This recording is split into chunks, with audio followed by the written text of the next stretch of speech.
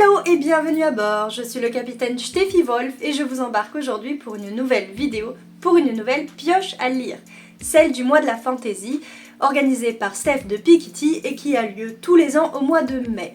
Je vous mets en barre de description sa vidéo de présentation ainsi que sa vidéo pâle que je n'ai moi-même même pas encore visionnée, mais cela ne saurait tarder. Et on démarre tout de suite. Alors bien évidemment, je suis équipée de ma petite feuille de triche et bien évidemment bis, puisque en mai c'est également la continuité du Tarot Books Challenge. Vous allez retrouver dans cette vidéo pas mal de livres que vous avez déjà pu voir lors de la présentation de ma palle pour le challenge d'Aurélie, livromancienne, pour le Tarot Books Challenge. Donc allons-y pour cette fois-ci le mois de la fantasy. Alors la première catégorie pour ce mois-ci, c'est magie et sorcellerie. Et pour cette catégorie, quoi de mieux que Vampire, Magie et Dernier coup de minuit de Lucille Chaponnet et Megara Nolan. C'est une réécriture de Cendrillon et j'ai vraiment très hâte de le lire puisque c'est un duo qui fonctionne bien, que j'avais lu pour une autre réécriture de conte. Et voilà, d'ailleurs je me rends compte que c'est une réécriture de conte et qu'il y a une autre catégorie qui comprend une réécriture de conte. On en reparle tout à l'heure. Voilà, c'était un petit bug, désolé. La seconde catégorie, c'est Cozy Fantasy et quête. Et donc là, pour l'aspect quête, j'ai choisi L'Éden des sorcières, le tome 3 de Yumeji. Parce que c'est vrai qu'elle est en quête, en fait, notre petite Pili est en quête de l'Éden des sorcières. Donc pour moi, ça match on ne peut plus pour ce challenge et pour cette catégorie.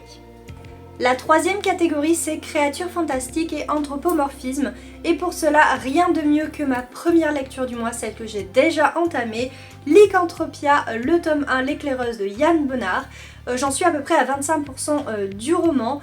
Et ça me plaît assez, même si c'est vrai que l'héroïne est très jeune et que là on est vraiment dans les prémices. Alors non seulement du roman mais également de la trilogie puisque c'est un tome 1. Mais voilà, j'attends de voir, on a du loup-garou, on a 3 lunes, on a une jeune fille qui décide de combattre ça ou en tout cas de sortir de sa zone de confort.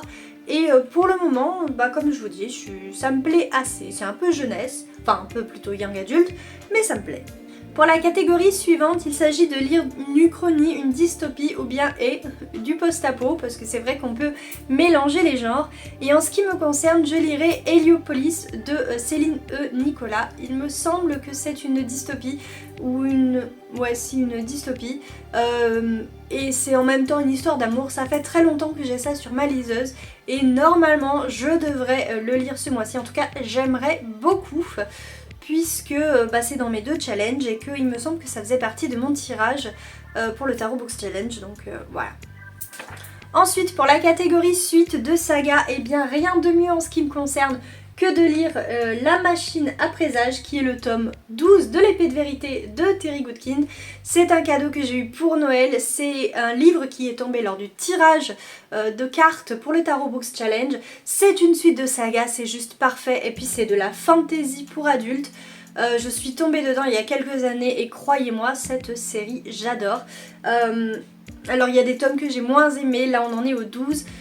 J'arrive lentement vers la fin de la saga puisqu'il y a 15 tomes, donc voilà, mais j'ai hâte de retrouver Richard et Callan qui sont nos héros et tous les personnages qui gravitent autour d'eux qui sont des personnages secondaires mais ô combien importants pour cette saga. La catégorie suivante, c'est celle dont je vous parlais tout à l'heure, donc une réécriture de conte ou bien lire quelque chose en rapport avec les légendes et la mythologie. Et pour cette catégorie, j'aurais pu choisir Vampire, Magie et Dernier coup de minuit. D'ailleurs, ça pourrait très bien rentrer dans les 2 catégories. Moi, je pense que Steph de Piketty n'y verrait aucun inconvénient. Il y a ceux qui lisent beaucoup et puis il y a moi. Alors même si j'ai lu pas mal lors du mois dernier, voilà, je suis quand même une plutôt petite lectrice. Bref, pour cette catégorie, si je ne triche pas, je lirai La Reine sans cœur, le tome 1 de Flora C, paru aux éditions Caméléon. C'est donc une réécriture de Alice au Pays des Merveilles. Ce n'est pas mon conte préféré, mais j'adore cette maison d'édition et après avoir parlé avec l'autrice, j'avoue que cette réécriture me faisait quand même bien envie. L'avant-dernière catégorie, c'est de choisir un livre de la beat lit ou bien de l'urban fantasy, et pour ça, pour moi, rien de mieux que Les Chiennes d'Hadès, le tome 1 Meg d'Émilie Chevalier, qui est aussi une lecture que j'ai mise dans le Tarot Books Challenge, et qui est un livre qui est dans ma pile à lire depuis très longtemps, ma pile à lire, ma bibliothèque Kindle quoi, et qui me faisait très envie au moment où je l'ai pris, mais allez savoir pourquoi il n'a toujours pas été lu. Le mois de la fantasy serait l'occasion de le sortir de ma palle. Et enfin, la dernière catégorie de ce mois de la fantasy, c'est de la dark fantasy ou de l'horreur. Et en termes de dark fantasy, l'organisatrice a cité un exemple, La Guilde des Ombres. Et il se trouve que j'ai le tome 4, L'Étoile de Feu, donc d'Anatrice, La Guilde des Ombres, dans ma bibliothèque. Et il me semble qu'il fait partie du Tarot Books Challenge, mais qu'il n'a pas été tiré au sort.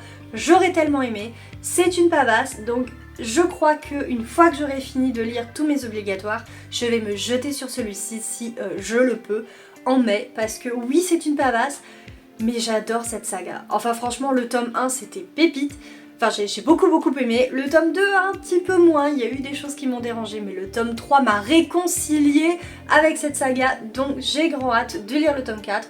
D'autant plus que celle qui en fait une promo partout sur les réseaux, à savoir Johanna de la Citadelle de mes lectures, m'a dit que c'était son tome préféré. Donc comment vous dire que j'ai trop envie de le lire.